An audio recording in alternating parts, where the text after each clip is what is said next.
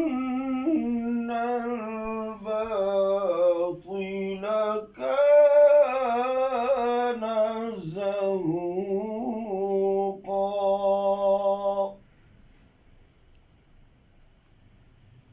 وننزل من القرآن ما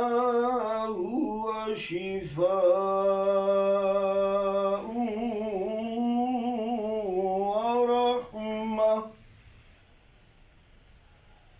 ورحمة للمؤمنين ولا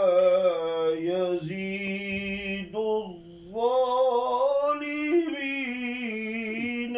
إلا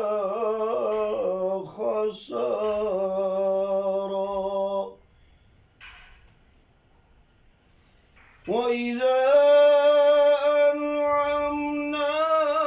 على الإنسان أعرض ونأى بجانبه وإذا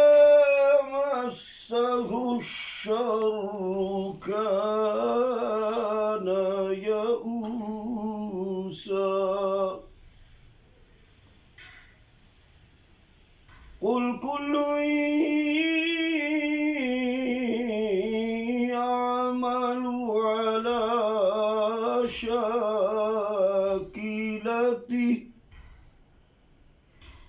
فربكم أعلم بمن هو أهدى سبيلا